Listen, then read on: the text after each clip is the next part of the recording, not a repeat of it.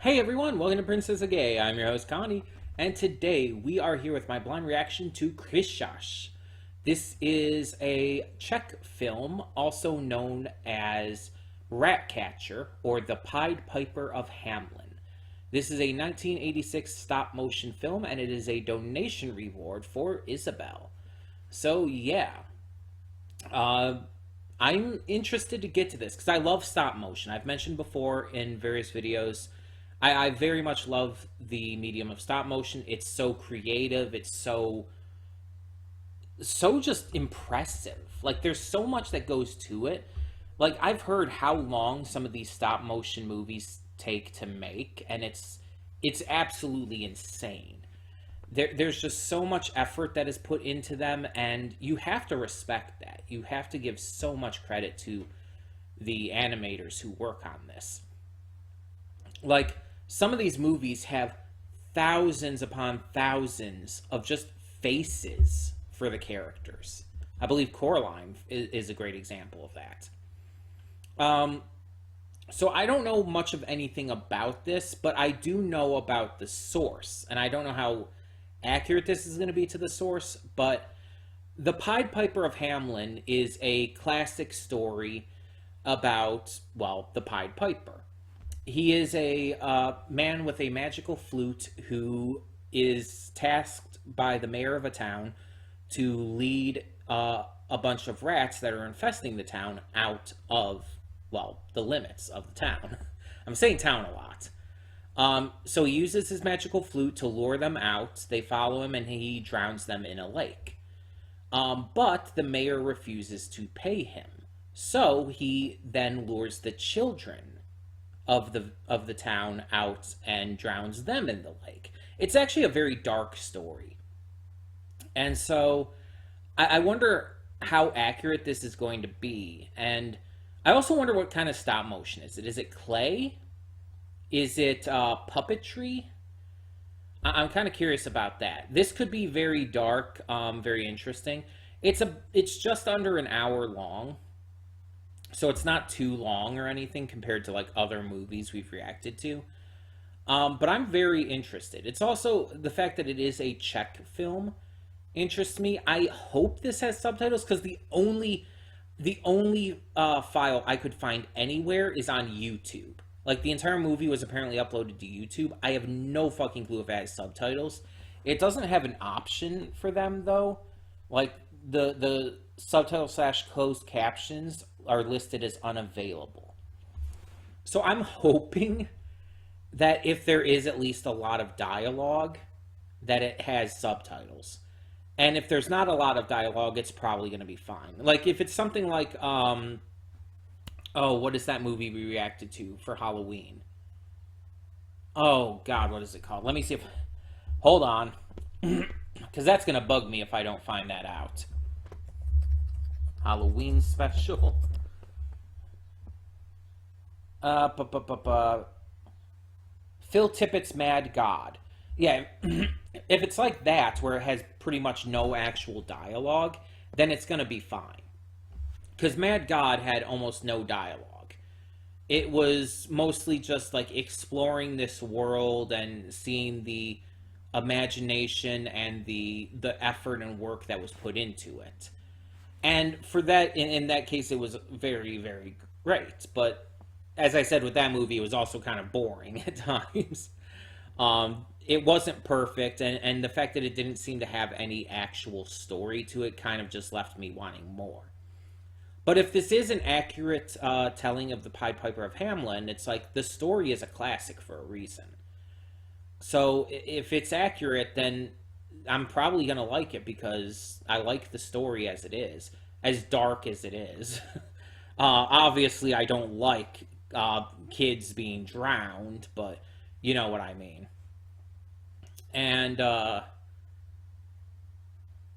as long as the stop motion itself is fantastic, that's going to definitely shine here. Um, we'll see. We'll see. I'm excited to check this out. Um, and yes, by the way, I had to look up how to pronounce the name before we got into it because I don't speak Czech.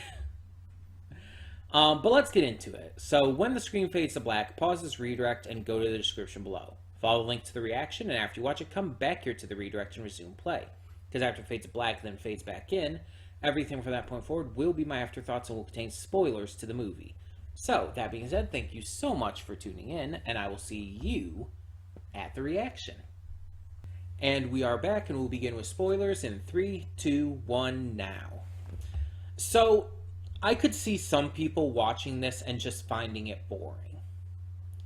Because there's no real dialogue in this, it's all just kind of like this gibberish stuff. And there's not a lot, like, going on, it seems. But that's a surface level interpretation of this, I feel. Because if you actually really pay attention, everything is being shown rather than told. It's literally the epitome of show don't tell. And unlike Mad God, which was, in my opinion at least, just, yeah, very boring because it was focused more on the style than the substance, in my opinion. Like, it didn't really seemingly have a story, none that I could extrapolate at least. If other people found more to that, then that's awesome. But for me, Mad God didn't really have much going for it in the way that this does. Because even though the story of the Pied Piper, for the most part, it's a classic. It's very well known. The way this is presented and told, again, without any actual, like, dialogue and whatnot, is, I think, really clever. Really clever and smart and well handled. Because, like, even right from the beginning, before anything, the Pied Piper is ever even introduced, you're, like, getting to know this town. You're seeing through their bargaining, through all the money that they're making, and all the working they're doing, that, and even, like, the extravagant parties that the mayor and his friends are hosting. You see how they value money above all, and that's what's important to them. You see how their greed and selfishness, as shown through the bargaining, like, you know, breaking down and them yelling at and even attacking each other, how their selfishness and refusal to compromise on pricing is causing them to go insane. They don't care. They're terrible people. They don't give a shit about other people at all. And you see the Pied Piper come into play. He's a mysterious stranger coming into Hamlin from the outside. He offers to get rid of the rat problem that they have, because they have a bunch of rats you see taking their food, taking their money, just causing a problem. So the Pied Piper offers to take care of that, and the mayor even offers 1,000 gold. It's like, seems like a great deal. So the Piper does what he says he's going to do. He plays his magic flute and lures the rats away to their death. He drowns them in the lake. But when he goes back for his prize, he is refused. Now, during this time, he has also met and seemingly fallen in love with this young woman. She has been harassed by others, and after the Pied Piper has taken care of the rats, she ends up at night being confronted by her pursuers and gets raped and murdered by them. And thankfully, it's not actually shown. Because with the wooden dolls and anything, they probably could have gotten away with showing more, but I'm glad that they didn't. Like, it's very clear what happened there. They didn't need to actually go into any physical detail. But after realizing he's not going to get his money, the Piper is traveling through town, going back to meet with the girl, because he still met this nice girl while there, and he enjoys her company. So he goes, but finds her dead. He finds what happened to her, and yeah, that's the last straw. He goes up to the clock tower, and it looked like there was someone else there with him, but I couldn't like really tell exactly what the deal was with that. Let me see. Let me look it up here. Give me a second.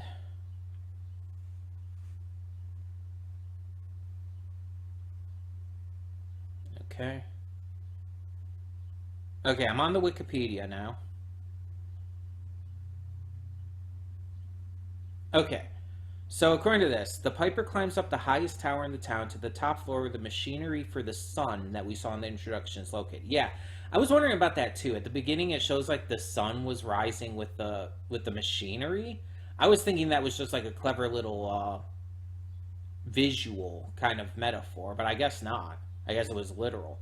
At the very top is the god Saturn holding an hourglass. Okay, so that's who that was then. The Piper and Saturn have a silent conversation and a decision is made. All of the sand in Saturn's hourglass runs out. I noticed that. I was thinking that was more of a metaphor again for the town's time running out, for their chances running out. And the gears that make the sun rise stop working. As the now silent day begins, the Piper begins to play his pipe and leave his tower. Yeah, okay. Okay, so I get everything from that point on. Okay. So, yeah, he started playing his pipe, and the townspeople started turning into rats, representing their true inner selves, showing that they're no better than the rats that they wanted exterminated in the first place. He turns them into rats and drives them out into the lake to drown them as well, leaving the town empty and barren. The only one remaining, the fisherman, who had absolutely nothing to do with all of this, and as such, the Piper leaves alone. He goes into town and finds that a baby was left as well, an innocent baby who has no issues either.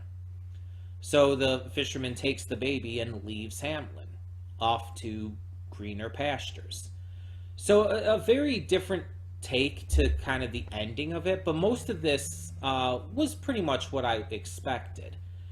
The girl was very much a surprise for me. I don't know if that was in any other iteration, but I kind of liked it because the idea of like only the money being a motivating factor for him, punishing the town would kind of feel like he's being a little too much like them.